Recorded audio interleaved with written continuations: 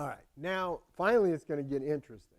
So now what would happen if we had this same demand increase, but it wasn't going to happen today? Instead, what happened is we learned that this demand increase is going to happen in the future. So here's the idea. Demand increase is still at date t. At date t minus s, we're going to learn that the demand increase is happening, right? So everybody got the idea?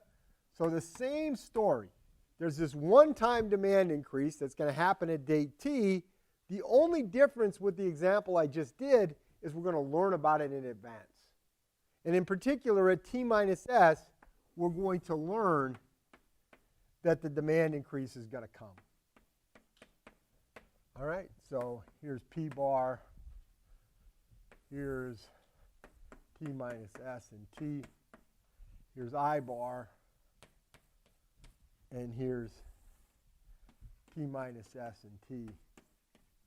And here's k bar. So that's my story. Well, I know where I'm going, right? I know where I got to end up. I got to end up at my steady state. I got to end up here at R double bar up here. I got to end up over here at P double bar.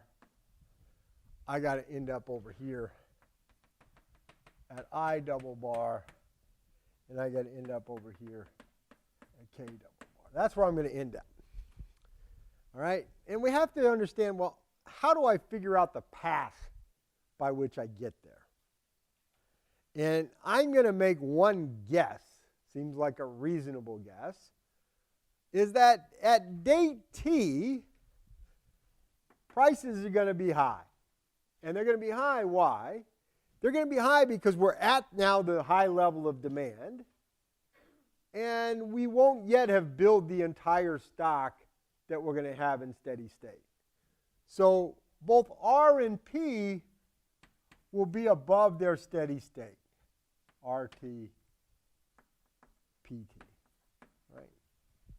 That is, both R and P will be above their steady state. And in fact, I know what the world looks like from then on because now I know it's just my usual convergence pattern, right? So this has definitely got to look like this. So I is going to be up here coming down, and K is going to be below coming up, right? That I can fill that part in because I know that's what the world always looks like. Once I get to date t, I'm just in my usual game. I'm starting below the steady state.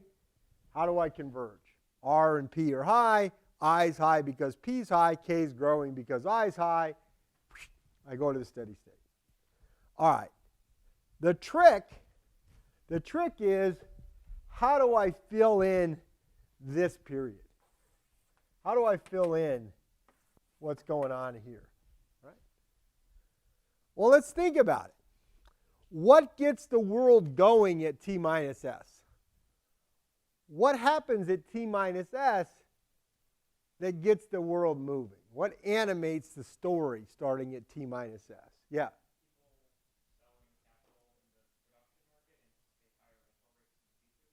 Okay, so somebody in the market, I don't know, maybe the guys who are building this stuff, they're just naive. They just look at P, right? The guys building this stuff may not even care about the future, right? They just look at P, and when P's high, it's like, if you want me to build it and you're willing to pay me to build it, I'll build it, right? Those guys don't have to know diddly, right? They just know you're willing to pay them. They might think it's the dumbest idea in the history of the world. But if you're willing to pay them to do it, have at it, right? Somebody out there sees the future coming. They bid up the price, okay? So this price gets bid up to P0, all right? What happens to R right on the day the announcement comes? Well, what's happened in the use market?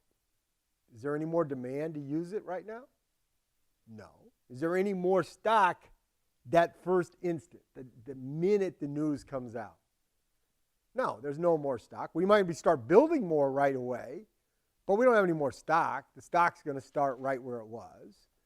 Right? This is where I kind of need continuous time as opposed to discrete time. I need that first instant right after the news came out. There's no more stock than there used to be. There's just same level of demand. So R stays right where it was. What happens to I? Well, I is just going to follow P. It's just going to jump up with P, right? Everybody agrees with that because the guys building just go up their supply curve. P's higher, I build more. That's it. That's all they look at. And what happens to K? Well, K starts to grow, right? K is going to start to grow because we got more I, same depreciation, K's got to start growing. As K grows, what's going to happen to R? K is going to start falling. But what's going to happen to P? Well, think about it. I got this world. I got R equals PT, RT equals PT plus, minus PT plus 1 minus delta over 1 plus R, right? Right? That's our equation that determines, that's the implicit equation for R, right? R is today's price minus the value of what I can resell the asset for in a year. When we're in this interval, R is low and PT is high. So if this side goes down and this side is up, what must be true about PT plus 1 to make this equation consistent? PT plus 1 must go up. But not only must it go up, because this number is less than 1, PT plus 1 has to go up more than PT. PT plus 1 has to increase more than PT did. So that means prices have to be rising. They have to go from being flat to rising. So over this period, prices are going to be rising. So prices are going to be rising, and rents are going to be falling. Okay? Like that. And of course, I is going to be rising. Okay? And if I is rising, K is going to be rising because we're below the steady state. So it's going to look like that. Okay? That's going to be our picture. K is going to be rising, R is going to be falling, P is going to be rising.